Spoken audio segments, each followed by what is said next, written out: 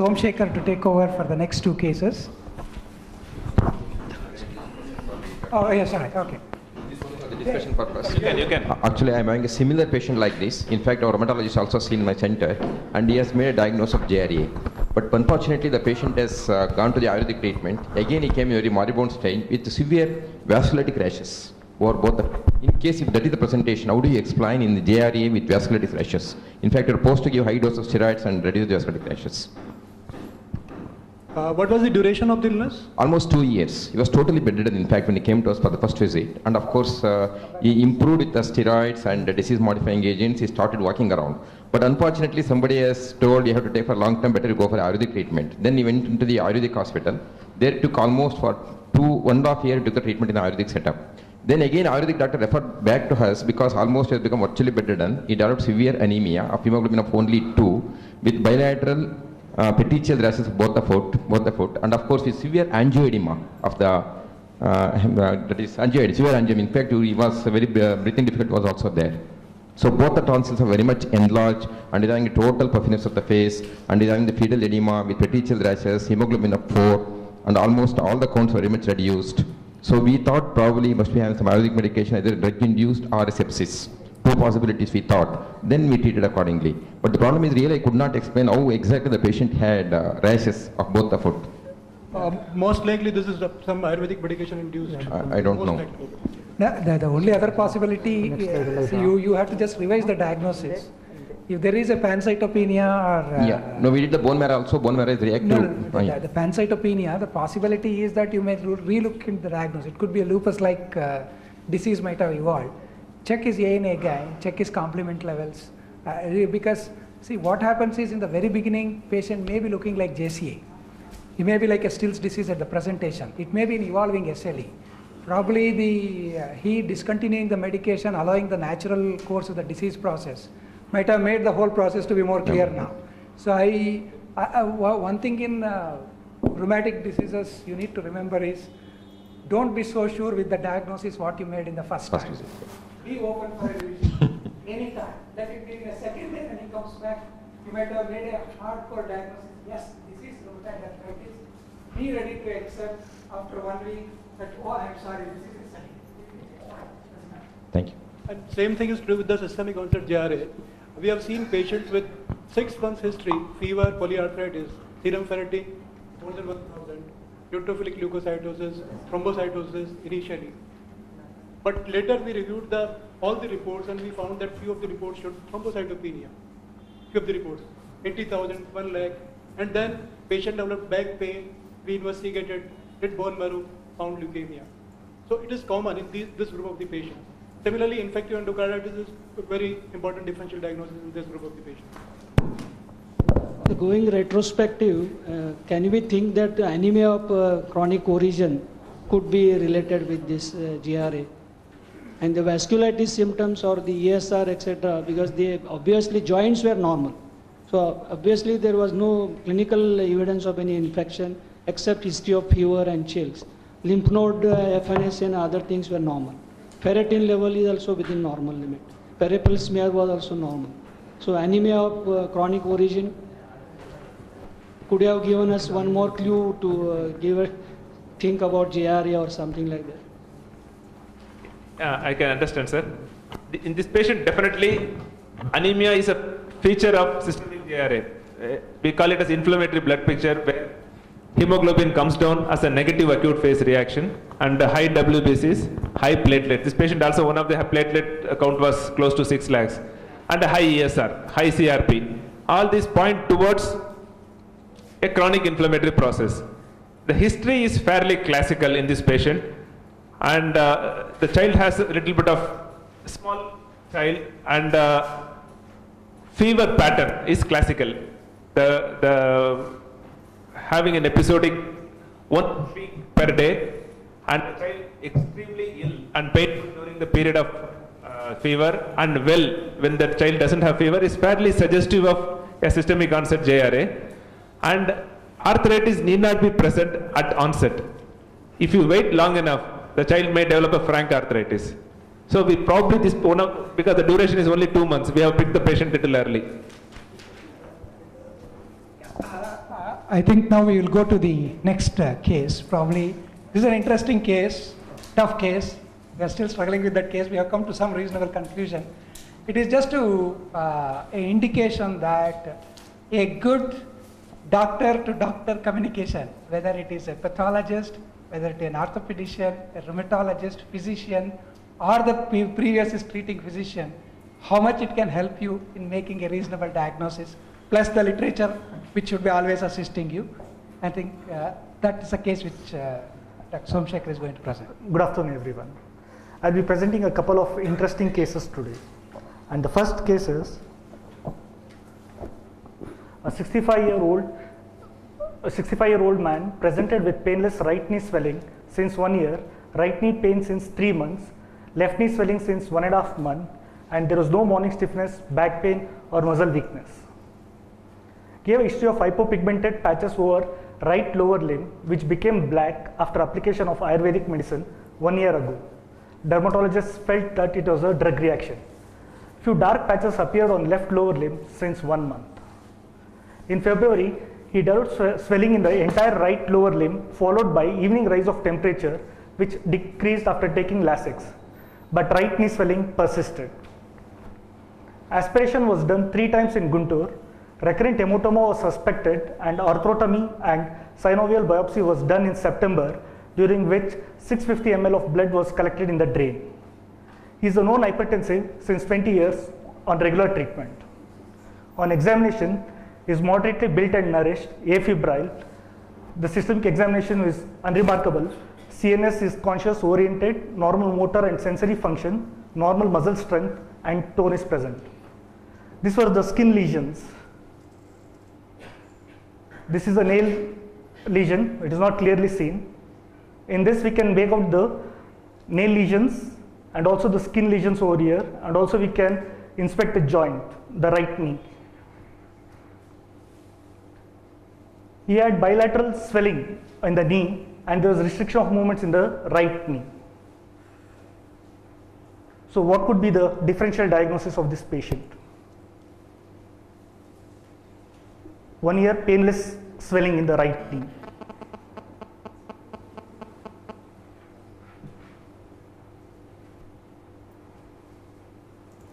The Hemorrhages and osteoarthritis. Pardon? The aspiration is blood. You can think of synovial chondromatosis. There is a deep pain with swelling, with the aspiration was blood. You can think of synovial synovial chondromatosis. chondromatosis, you don't get frank blood many times. Did you mean villonodular synovitis? You can get either frank blood or blood stained synovial fluid is possible in the differential diagnosis. This is the patient who has painless swelling, recently pain aggravated, functional decline, and 2-3 aspiration of bloody synovial fluid. So my differential diagnosis would have been pigmented villonodular synovitis as a first cause, very rare remote possibility of acquired hemophilia like conditions. Amyloidosis again, though rare in the knee, occurring as skin rash. It's possible. One of the possible. What would be the relevant investigations to be done to this patient? The other alternative you can always consider is the psoriatic arthritis. You do have a nail change. Skin lesions are not very typical of psoriasis, but a possibility with a nail change, with an arthritis, joints pain, possible is you can consider psoriatic arthritis as one another. One has to rule out a fungal infection of the skin.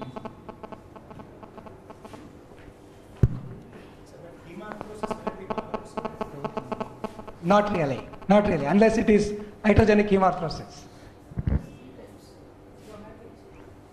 Fungal infection of the nail was ruled out. There was no fungal infection in the nail. Coincidental to the, because of the splinter hemorrhages in the finger.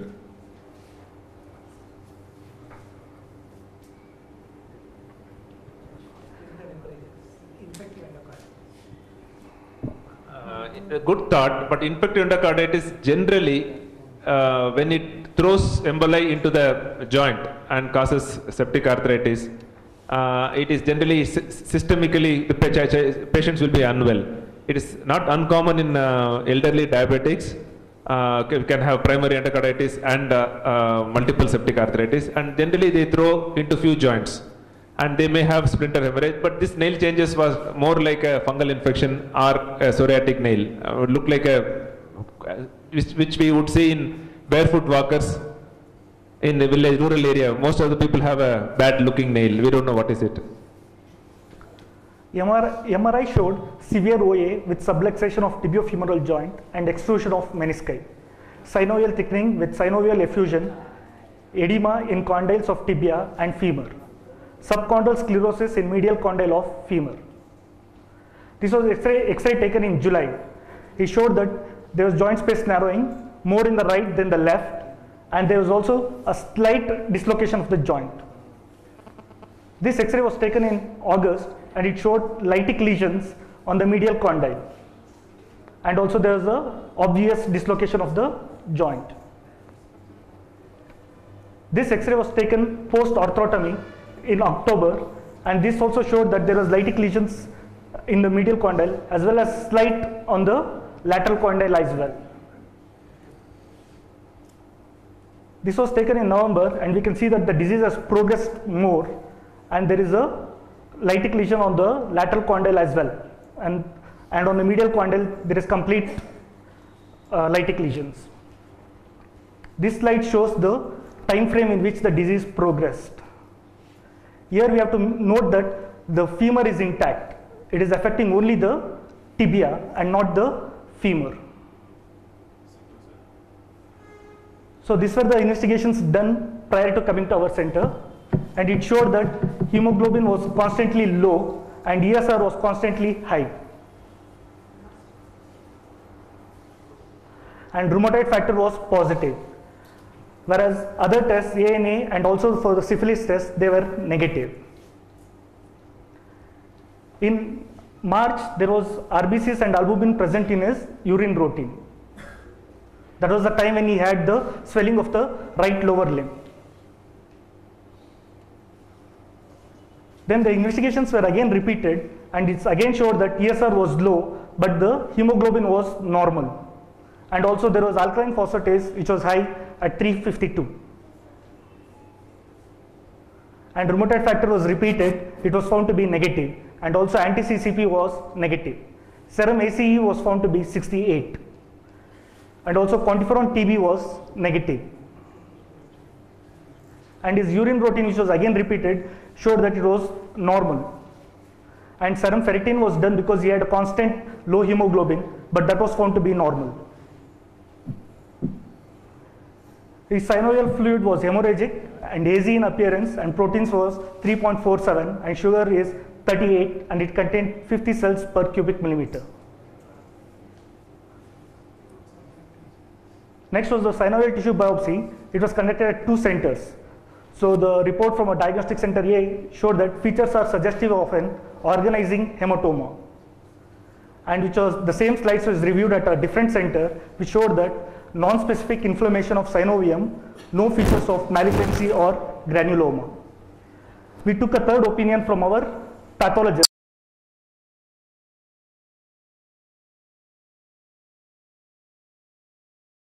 Knew the clinical history clearly. I request Dr. Manjunath to. You want a very differential diagnosis?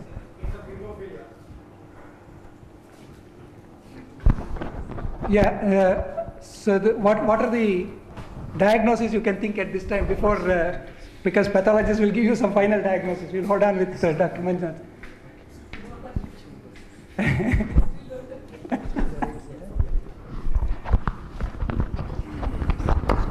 Now, actually, as you could see that, there is a thorough confusion over the whole process that's happening. So as you could see that there is some amount of skin lesions which are existing. You do see there is a synovial thickening, there is a swelling of both the knee joints, and most strikingly it was painless to begin with. After there is a bone damages, the pain started up, and the bone is going on getting damaged, and it's on one side. The whole process is going on one side of the surface, and that's where we are. And you probably, if any suggestions, anything before Professor Manjunath can go ahead with? Any other suggestions? Pardon? One possibility was char cuts. See, what we thought was VDRL was done for that purpose, and the neurology examination was thoroughly taken up. There is no neurodeficit. Patient's sensory system is intact, motor system is intact. How do you explain is the swelling of the right vertebrae and issues with Lasix and all those things? How do you explain? That's very difficult for us to explain. I mean, we thought it could be just an infective cellulitis and kept The with patient that, also has 3+ proteinuria. So probably the red edema could be due to the albumin or low albumin. This patient is very peculiar. The patient has got a very destructive arthritis affecting predominantly the tibia.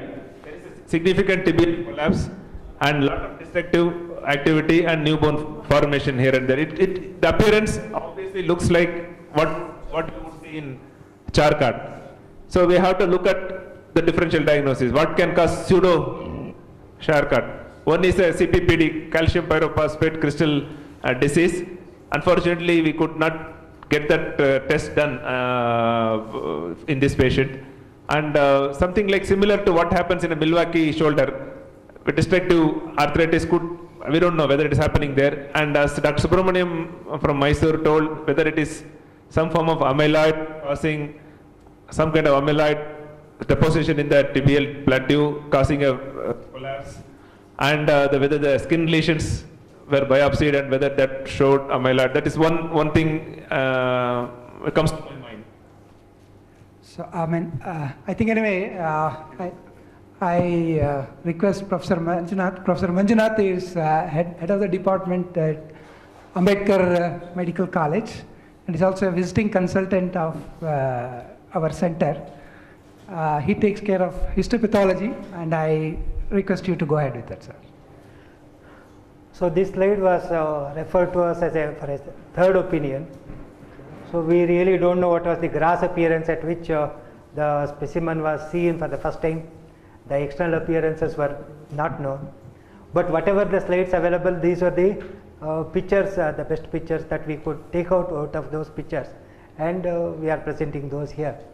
So the few slides where there was only the presence of fibrin, and there is some amount of necrotic cartilage as islands of cartilage without any evidence of any cellularity within, and we also see some fine spicules as though the bone which has been powdered and it has been run within the joint for quite a long time.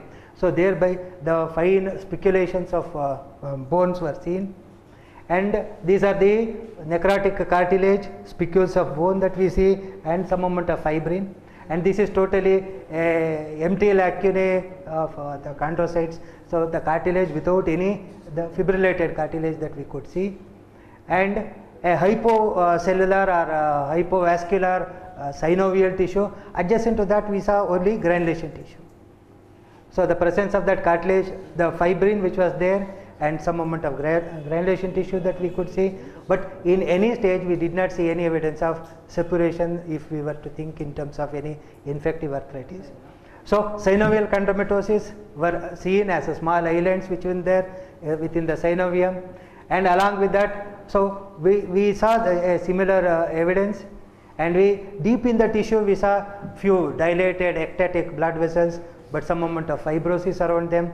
So this could be the deep interior synovial tissue with some amount of fibrosis, and lot amount of hemosiderin, which tell the story of previous repeated evidences of hematoma which were there, and this is how we saw plenty of those hemosiderin laden macrophages, and fine small necrotic bone, and an attempted healing with the osteoblasts and osteoid formation that were also seen within that. So, and there is some amount of fibrosis of the synovial tissue and granulation with areas of hemorrhage that was seen. So to summarize, fibrin, tiny fragments of necrotic bone, fibrillation of that cartilage that we could see, synovial chondromatosis we could see, and presence of granulation tissue without any evidence of separation that we could see, ectatic vessels, and osteoid with the new bone formation. These were all seen in those slides which were reviewed. So with these in the background, histologically we thought the possibility of osteoarthritis, which led to fracture and an attempted healing of that. Because the clinical setting of such fracture which is occurring within one of the bone and the other joint is relatively alright, and they were really painless swelling that was present. So we thought possibility of that pigmented villonodular tenosynovitis, but unfortunately the synovium did not show those features like giant cells, the hemocytin, and the amount of fibroblastic proliferation one need to see in case of villonodular tenosynovitis. And we also thought possibilities of a hemangioma that could be either in the synovium or within the bone, which may appear as a small laculated area, may be one of the presenting factors, because the person was not having any pain at the age of 65 whenever he was moving, except during 2 episodes where he developed swelling. So we were thinking of all this. First one we thought was the osteoarthritis, which led to secondary fracture and an attempted healing of those fractures.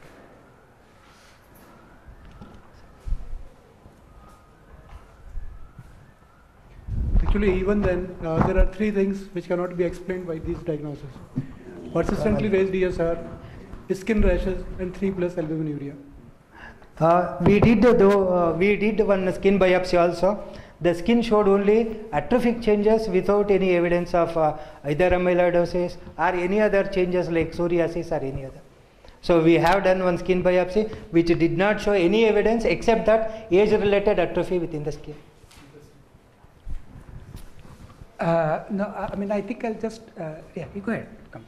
So I'll just recapitulate. See, the ESR was seen only in the first 5. Subsequently, the ESR came back to normal without any treatment. No intervention was done. And the urine showed 3+ albumin, but subsequently within 2 months, the urine report was within normal limit. I really cannot get the hang on that particular thing. Urine report repeated after certain times is within normal limit. And nephrologist opinion was taken. These are all done at Guntur actually, in his native place. Even at that place, the nephrologist report said it is nothing of significance, and except he just suggested wait and watch, and it disappeared as he suggested. So probably that renal process or whatever it is could be an infection or something else. I mean, I really do not know whether to put it along with it. Interesting. Difficult to explain in the swelling of the entire right limb, which subsided after some maybe diuretics. What exactly caused? It was not a bilateral swelling; it was swelling only on one side. That could be because of osteoarthritis or maybe an unrelated cellulitis. See, the interesting part here is it's a simple look to us like a final simple osteoarthritis fracture which has resulted in all these complications. The whole thing has been, in a sense, has been diverted to us while doing the differential diagnosis by different manifestation. One time there was a skin features which we are not able to relate and which was not really related. And one time we had a urine proteins. One time some report of rheumatoid factor came positive. In a sense, these all reports were making us into a mess and confusion. Actually. Yeah, I think just a small break. I think I will thank Dr. Sharma because his flight is at 6:15. He has to leave now. Right. Thank you very much. Thanks. So the diagnostic confusion, sometimes it happens for that matter in any disease, is sometimes some findings when we try to match and fix it up, we land in trouble. We were very comfortable after seeing the nail change and the skin changes. We were just wondering that how did they miss a simple psoriatic arthritis? So in a sense, because psoriatic arthritis could have explained the lytic lesion, but one thing was still striking us, that any erosive arthritis will be usually on both the sides of the joint surface. In a sense, it doesn't happen on one side of the joint surface. If you look into that, in the X-ray description, he said that the femoral surface of the joint surface is all throughout intact, even if the 4 sequential X-rays. If you see the femur surface is intact, all the problems and changes are happening are only on the tibial side. And even in the tibial side, it started from the medial condyle and slowly progressing towards the other condyle, and there is a displacement. And you can definitely see an osteoarthritis changes on the other contralateral side. See, there are no, it is not a progression of osteoarthritis. It's whole thing has happened because of the tabular fracture. When there was a painless state, he was just moving around. There was a little swelling. Probably there could have been a mild inflammation and swelling of the osteoarthritis. The pain became worse. See, the history-wise, he was a painless, swollen joint, moving around. Suddenly, one fine day, the pain became worse. And then the aspirations showed a bloody aspiration. Okay, there was an event which occurred, which precipitated a hemorrhage into synovium and a sudden deterioration of the pain. The possibility there is an anatomical structure destruction. So probably the fracture would have ensued at that particular point. As you are aware that the medial condyle is not a very good vascular structure, it's a single vascular structure. If the vascular get compromised, it goes for further necrosis and damage. That would have been the sequence. Because the changes in the histopathology, what you are trying to see, it suggests a sort of a reparative bone process, destruction of the bone process simultaneously. And this is not what you typically see in villonodular synovitis, because you're not seeing any vilonodule or anything. We have one small doubt still with this particular patient. We are still investigating. We just started presenting because this is one of the cases which really drags us into a wrong direction because of various presentation, various laboratory reports. Sometimes we are quite often misdirected in the way we try to figure it out. We had a little small doubt that is it by any chance a small malignant tumor which is growing up in the tibia responsible for it. And we can't vouch on that we have, there is no malignancy. The reason is we couldn't see the first tissue. What pathologist said was, he presented in it clearly, Dr. Manjunath, that we didn't see the gross appearance of the tissue. Since we didn't see the gross appearance of the tissue, in the first pathologist, by mistake or by chance, if he has not figured out a malignant-like location and has not picked up the tissue from that site, there is a very possibility we might have missed the malignancy. So that's why we are just asking the patient to go with one more last screening or a PET CT, wherein if it is malignancy, multifocal lesions, we could pick it up. If that is negative, solution for his problem is simple. Go for a joint replacement, that resolves the issue. So if it is malignancy, usually it is an angiomatous malignancy. It's probably some few pathological malignancies which can occur there can produce this kind of destruction. So then the treatment line will be absolutely different. Even this biopsy was misleading us. Once it showed that it was organizing hematoma, and in the second opinion it gave that it is non-specific inflammation of synovium. So that also led to the confusion. Probably that led to the involvement of rheumatologists. Till such time it was handled by orthopedic surgeon till such time. When the moment the report came as a non-specific inflammatory synovium, we got the reference and we went ahead in seeing those patients for working it up further. Probably we are finally landing up back to say that it's an osteoarthritis which requires a surgical repair. Sir, the first X-ray shows whether it was taken a standing X-ray or just this X-ray, first X-ray. I think as the patient told, it was standing. We presume it's standing. The If it is patient. standing X-ray, if it is a severe osteoarthritis, will have medial side destruction. If it will show the severe varus deformity, then they will have this destruction medial side. In the first X-ray, it was not showing so much of osteoarthritis. As the picture shows, it is not a severe osteoarthritis leading on to a fracture. But if it is a severe osteoarthritis, you will have severe varus deformity. Then the medial side there will be a destruction. But it is not showing that picture. I think we did access to a case report. There are 3 to 4 case reports of a similar kind of presentation. The fracture and the manifestation of this nature is not related to the severity of the osteoarthritis. It is just related to the fracture incidents happening. But we have seen, in osteoarthritis, there will be stress fractures just below the subchondral region. With patient will have a severe osteoarthritis, they will go for stress fractures. That is common. But this type of destruction goes in favor of most probably a malignancy or Yes, yes. suicidal. No, we were seriously working on that. We are seriously still considering that as a possibility, but histopathology doesn't show any malignant cells. I think Professor Mannath about malignancy has a serious doubt about it. Yes, definitely I have a doubt. So right now in the tissue that we got as a slides. Yes. Yeah, we did not even get the tissue. We got only the slides for opinion. In those slides, there is no evidence of malignancy anywhere. We don't know how much was the tissue. But how much was the tissue that was left alone without processing? That we don't know. Okay. So that is why one of the thoughts are that it could be possibly representing another illness, and this could be what we are seeing only the tip of iceberg. We are seeing only the destructive portion, not the real portion. No, we are going for the PET CT straight away. I think probably it should. We couldn't get the time before I could present. It's on Tuesday.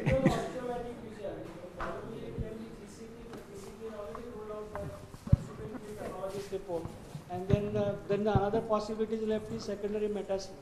By this time, probably from March to the month of November, it could have cropped up anywhere, the malignancy. So the patient is too well preserved to think of a malignancy. The patient, barring the pain on this side, he is too pretty well preserved. Weight is intact, no systemic manifestation, no weight loss. We are asking him to walk with a walker. Left alone, he is ready to walk without a stick. So in a sense that the patient is pretty well preserved. To think of a malignancy with so much of metastasis, well preserved patient is a little tough job for us to look into that. Usually there will be cachexia, systemic symptoms and so on and so forth, which are almost absent in this patient actually. Is it common in an osteoarthritis that the femoral surface is not involved at all, because that's what was the MRI finding, and despite the fracture it has been relatively painless? I mean osteoarthritis It became painful after the fracture. Painful after the fracture. He suddenly pain started appearing 3 to 4 months before. Okay. Before the third X. In August. August he became painful. But is it possible for the femoral surface to be absolutely normal in osteoarthritis, because that was what the MRI There finding? may be minimal changes actually. I think MRI they say there are some surface changes on the femur actually, but not a erosion and a damage. So the extent of damage that you are seeing on the tibia is not seen at all in the femur in the X-rays. MR, just go to MR findings. One more. There is subchondral sclerosis. Even there is a medial condyle of subchondral femur. sclerosis on the medial condyle of femur suggestive of osteoarthritis. And edema in condyles of tibia. The arthritis process is showing changes in both the surface, but the reckoning process is seen only on the tibial surface. So that's why we were thinking it more in terms of either a fracture or a malignancy. These are the two possibilities which we are thinking. So what we are thinking is, though we are rheumatologists, we have moved away from rheumatology to think back that there is something more than what it could be. This is very likely to be a pathological fracture. It is not unlikely to be a simple OA. If there is a simple osteoarthritis, generally we see a big geode in the X-ray. That could collapse. So that is also not seen. Sometimes difficult. I think final diagnosis probably next meeting probably. Okay, we will proceed to the second case. It is a 20-year female patient presenting with a 2-month history of intermittent fever with chills and rigor and myalgia. She has polyarthralgia since a month, no swelling or early morning stiffness, no back pain. She has erythematous lesions over her lower limb, trunk and face since 1 week. She has cough with whitish expectoration since 3 weeks. She has a weight loss of about 2 kg since 2 months. She also complained of crampy abdominal pain with vomiting, generalized weakness and loss of appetite since 2 months. No history of chest pain, hemoptysis or signs of breathlessness.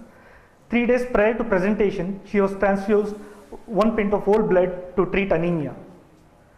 In the past, she was admitted for lower respiratory tract infection that was 2 years back. On examination, a 20-year young girl, thin built and moderately nourished, and systemic examination was absolutely normal, except that the pulse was 130 per minute and BP was 80/60. Skin showed few blanching erythematous rashes on dorsum of feet and non-blanching erythematous macular lesions between toes and on her right ear. This is the photo showing the lesions.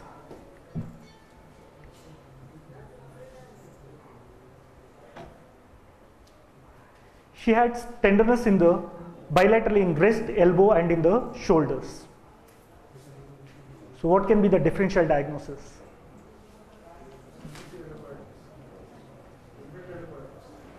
Infective endocarditis.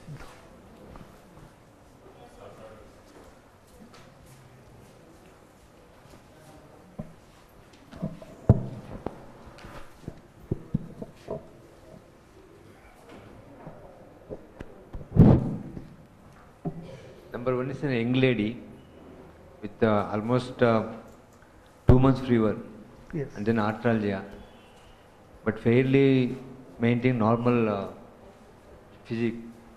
She lost weight, yeah. But she has developed cough lately. Yeah. 1 month later. Okay. But whitish with rashes. Yeah, skin rashes. What kind of rashes were there? I showed the picture of that. These were the rashes. Nodular? No, it was not nodular. It was blanching erythematous rashes on the dorsum of feet and non-blanching erythematous macular lesions between the toes and on her right ear. Pain abdomen, like it was colicky, intestinal pain? It was not colicky type. The vague pain? Yeah, vague pain. But she had one transfusion, that means she was anemic. She was anemic, that's why they transfused the 1 pint of blood. So could it be SLE? With atypical presentation with probably intraalveolar hemorrhage which has caused anemia. She had to undergo transfusion for that. And maybe she must have some vasculitis in the abdomen. It can be. Or could it be sarcoid? Sarcoid, unlikely. Young patient, only thing fewer Whitish expectoration very, and very unlikely. Losing whitish expectoration and the skin lesions are, it's unlikely that it to be a sarcoid. What else it could be here? Anybody?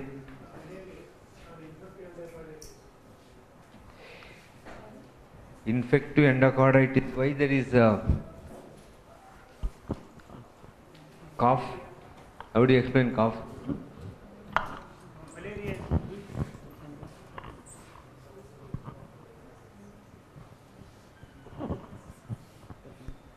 But she had respiratory distress during the last admission, breathlessness you were telling.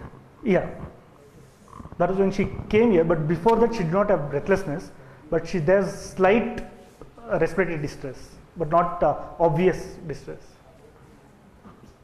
And I think she has got all the phases of infected endocarditis, prolonged fever, normochromic normocytic anemia, and the skin lesions. They're all like goes in favor of infected endocarditis. That is my first possibility.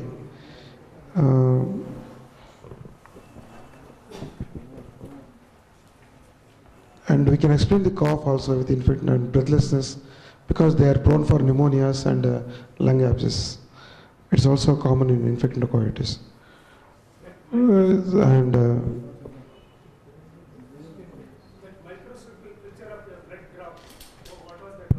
What?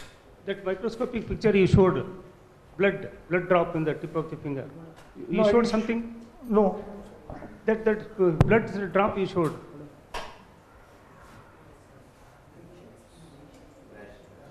Only the rashes. That may be sometimes in infected endocarditis or in malaria.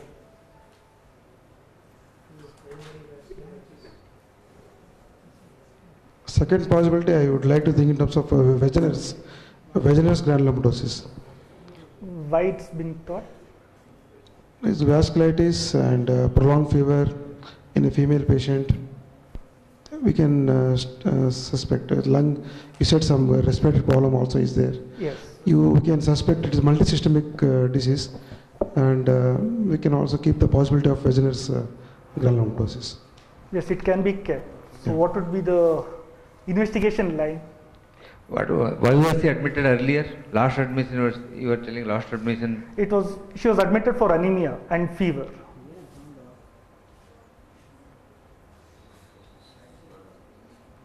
that could be another possibility. Whereas they can have intolerant bleed also. They can have breathlessness, cough, anemia.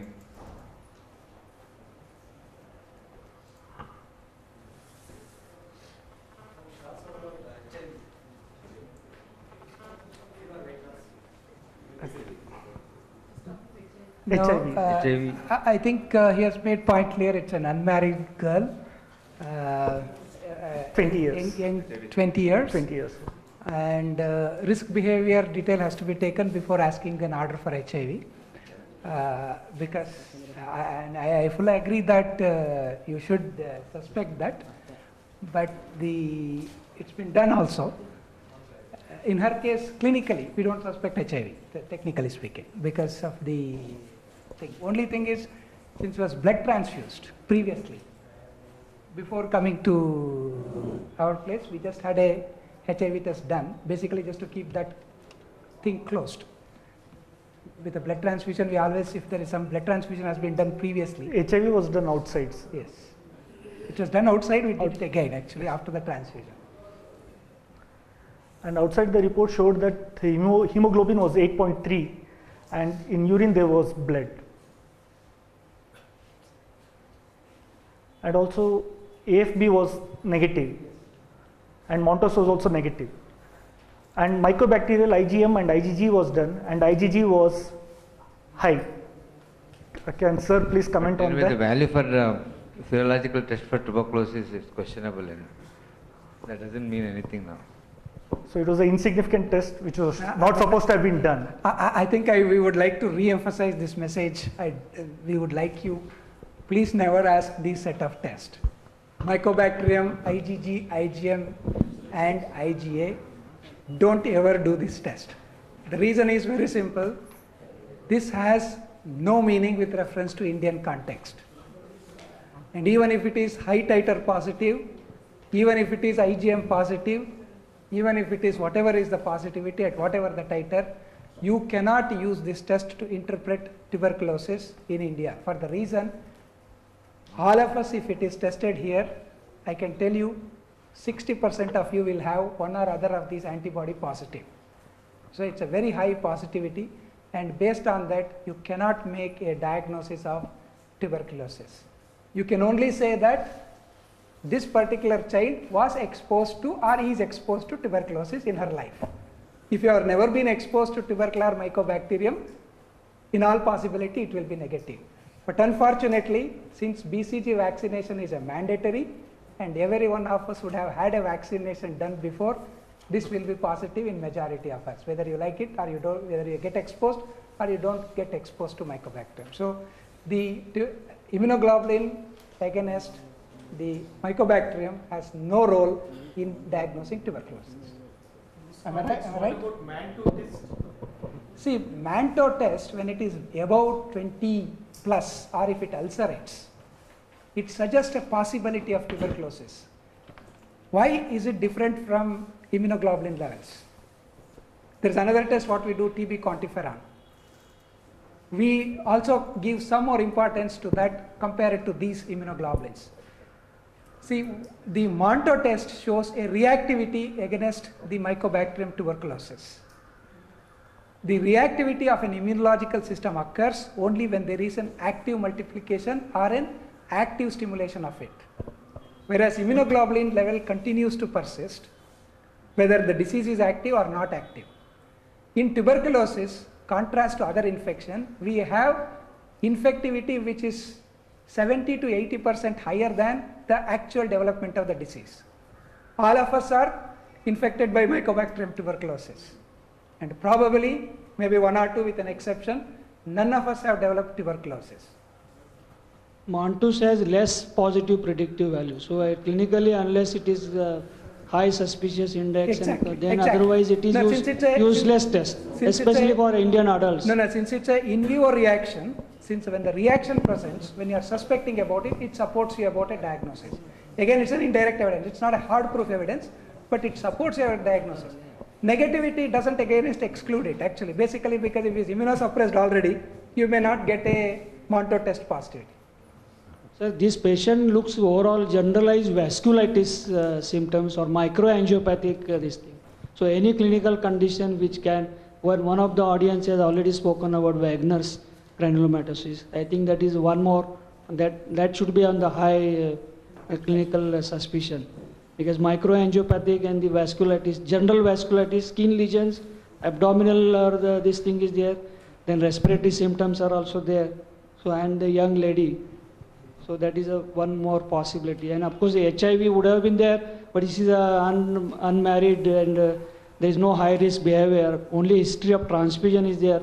Probably we assume that if it is from authorized blood bank, so there is no possibility of HIV transfusion. And it is just 2 months before. You know, the blood transfusion is 2 months before. We don't expect it to be so far 3 days. 2 months. 3 days. 3 days before. We don't expect it to be so florid by then.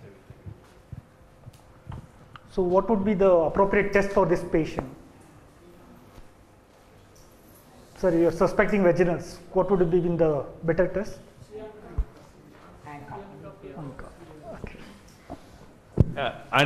Somebody told C ANCA. One clarification: when you ask for a test, please ask for ANCA by immunofluorescence, and the pathologist and the lab will tell you whether there is C ANCA pattern or P ANCA pattern. So this is a big fallacy. Don't ask for a C ANCA, because the screening test, the number one test we should do is ANCA by immunofluorescence. The immunofluorescence pattern is C pattern or P pattern they will give you. Then if you get a C pattern, if you want to see whether there is antibody against proteinase 3, then you ask for a ELISA or a blot assay for proteinase 3. Then they can give you positive. So when you ask for ANCA, ask for ANCA by immunofluorescence. Don't ask for a C ANCA or a P ANCA, because some of the labs charge twice for the one test. Seriously, ANCA test is one test. They'll ask 2,000 for C ANCA, 2,000 for P ANCA, and give you the same result, negative, positive.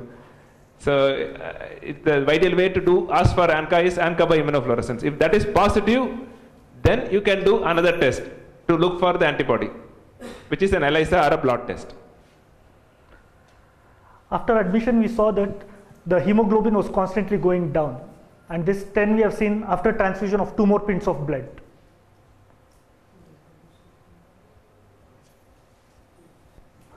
And we also got a C3 and C4 done, which were normal, and stool showed stool for occult blood was positive. And this was the chest X-ray, which showed that there was left basal oval opacity. And HRCT chest showed homogeneous soft tissue opacities with internal air bronchogram and cavitation seen in superior and posterior basal segment of left lower lobes, suggestive of consolidation and internal cavitation. This was another view, and here we can see that there are satellite lesions, and also this cavitation has spread to the different segments. It's not limited to a single segment. So what could be the diagnosis seeing the X-ray? That's a thick walled cavity. That's a thick walled cavity with satellite lesion. What could be the possibilities?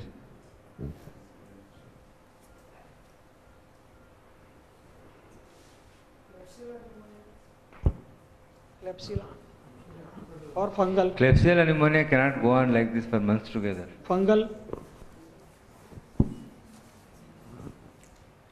Could it be tubercular, still vaginal? Could it be still tubercular?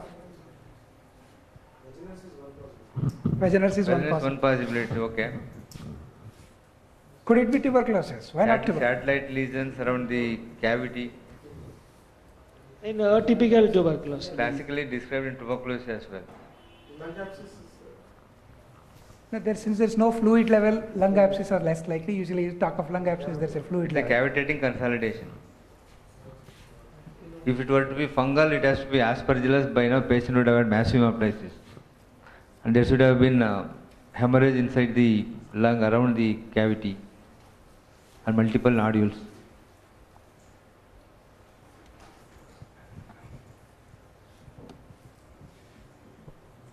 So that is in isolation. The differential diagnosis for this nodule is quite few. If somebody sees only the chest X-ray or a CT scan, it could be tuberculosis. But if you see in the context, tuberculosis is unlikely to produce a hematuria, or protein in the urine. So if you going on for nearly 2 to 3 and the months. systemic features, everything put together, then that is where your other rarer disease differential diagnosis emerges.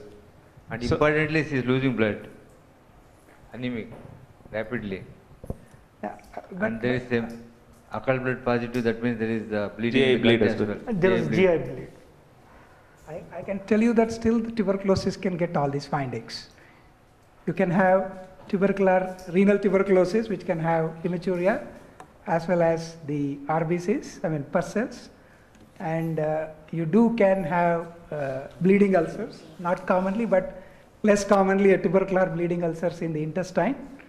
And you can have Ponson's arthritis, joints pains can come, but typically it is more on the larger joints rather than on the small joints, which is little unusual on this case, it's on the small joints. Skin rashes, what is been described, can also present in tuberculosis. To tell you, never ever forget that tuberculosis can have all these manifestations. So it could be still a tuberculosis. Only thing is AFB is done 3 times, it is negative. That's the only thing. There is some clues which we don't consider as really specific, that immunoglobulins, which, I mean, even if all the 3 are positive, I don't take it as significant. And we need to still look into what next it should be. So in the next investigation, we found that rheumatoid factor was high and also CRP was high. So with joint pains, can this be rheumatoid arthritis? How do you explain the lung lesions in rheumatoid? Yes. Lung lesions can occur in rheumatoid. Not that big. Yes. Not that cavity and not that early. That big and deep cavity. Yeah, within 2 months it's not possible. So don't get satisfied with the positive rheumatoid factor test here. That is what Dr. Somashekar is trying to tell. So you have to move on, because rheumatoid cannot explain. Within 2 months of rheumatoid onset, a lung lesion is unlikely to occur in rheumatoid. So that's the reason. Once you get the test, sometimes people would say, oh, rheumatoid arthritis, everything. If you remember your textbook knowledge, everything can come with rheumatoid arthritis.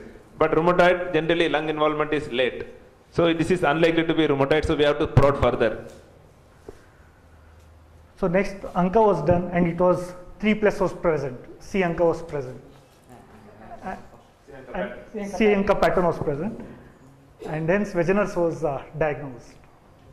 And here we can see the immunofluorescence in the cytoplasm, and the dark staining is the nucleus. So for the further treatment plans. So, I mean, I think just to put it here, actually, if you can see the disease was smoldering from quite some time. If you can see that it's almost from last 2.5 months. There are certain reservations which doesn't allow us to think of this as a possibility. So basically it is an young girl. Wegener's is less common in this age group. As such, Wegener's is a very unusual and a rare disease. And the clinical manifestation to begin with was so subtle, it's very difficult to fix up the possibility of the diagnosis. Though lung lesion was quite obviously seen, we are still seriously looking at that. Can we or should we not consider the Wegener's granulomatosis? Again, as I said, that tuberculosis can explain most of the findings.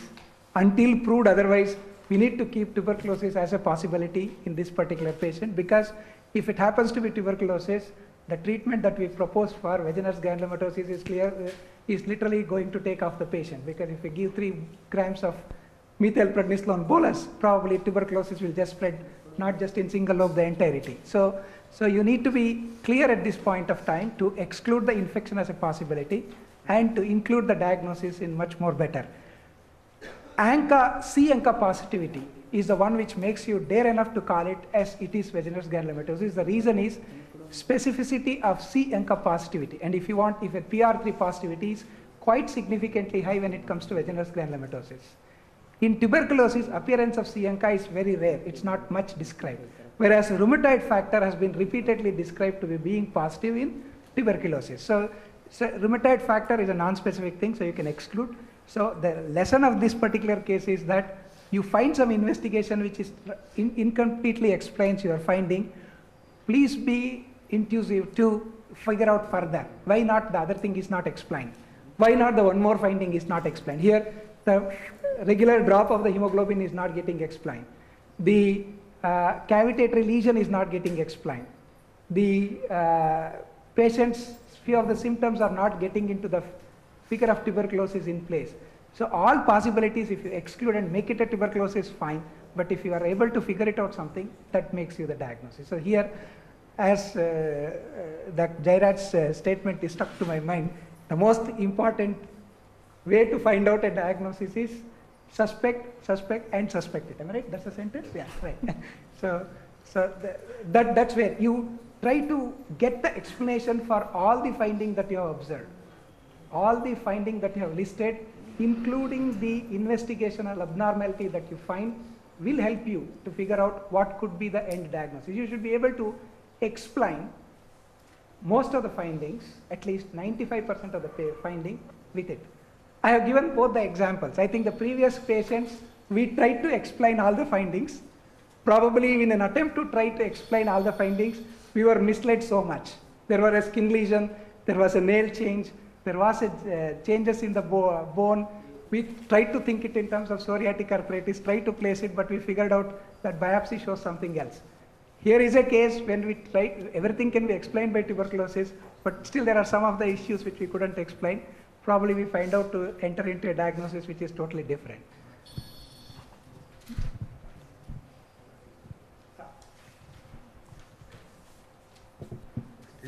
Still you want to rule out tuberculosis. Sometimes tuberculosis might be associated with any lesions in the lung, whether it's your rheumatoid nodule, whatever the cavitating lesion.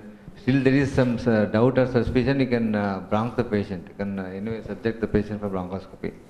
If there is any doubt and if the lesion is not improving, there is further progression with your treatment, still you can go ahead with bronchoscopy and find out with lavage.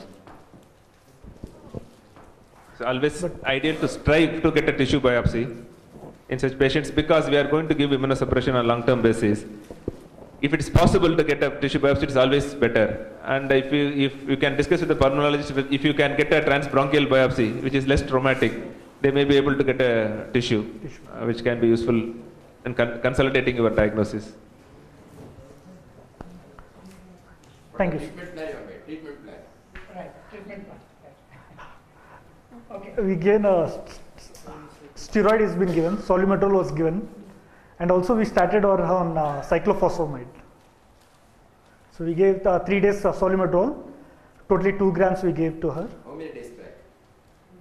Once we found out that the C-ANCA pattern was positive. It's only she has finished one cycle, 2 weeks. Yeah. When the X-ray improvement is there? She has No, return we have not yet to come back checked. next week sometime. So we have told her to come back after 2 weeks. So it will be next week she'll be coming. With steroids and immunosuppressants, she was feeling better. Was she feeling better? She was feeling better. Much better. Yeah. Clinically she was better. She was clinically better. The problem with that feeling better is a difficult one. Even a dying patient will get up and walk to his own mortuary with steroid.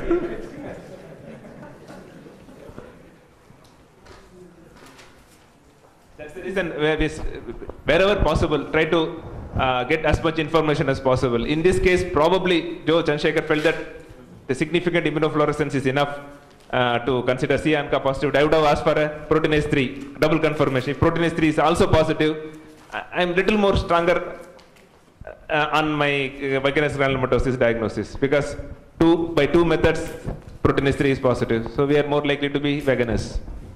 Thank you.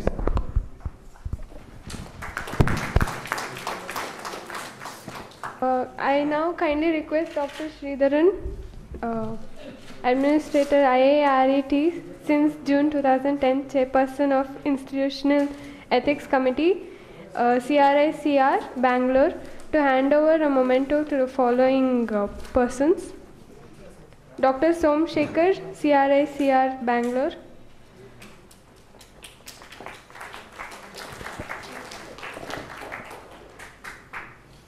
Dr. Manjunath, CRICR, Bangalore. CDL, sorry.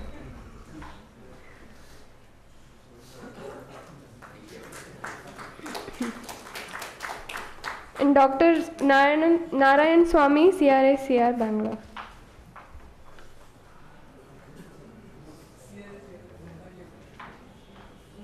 Sorry. Just a minute. I think the case of the contest, case study contest of the day. I think this particular case, I think Dr. Dharmanand was telling that the people might have been misled. See, the no skin rash was by history, and what we could see on the picture was what was seen by us. So that was a typical psoriatic skin rash which you see on the lateral side of the fingers. And in psoriasis, uric acid will be high. Usually it will be high because of high cell turnover. Their uric acid level will be invariably high. If you are not little cautious, you will be misled by that. And his ANA happened to be positive. That was another misleading factor for us. But clinically, we call it as psoriatic arthritis. Even skin biopsy of that site proved to be psoriatic arthritis. I think we could get only one right answer, maybe because, and it goes to Dr. S. Shyam from Madurai Medical College. So I think he has, Madras Medical College, sorry. He's a rheumatology postgraduate. I expect him to answer that. That's good. Dr. Dharmanand to hand over the. And what I do is they have given two more things, two more prizes. For participation's sake, I think I will take on a lucky dip the few papers. I think ask Jairaj to pick some.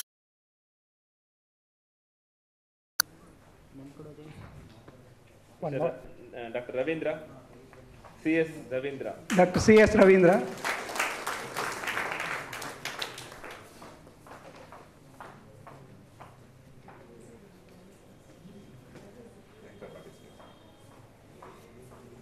Dr. Chandralekha. Dr. H.V. Chandralekha.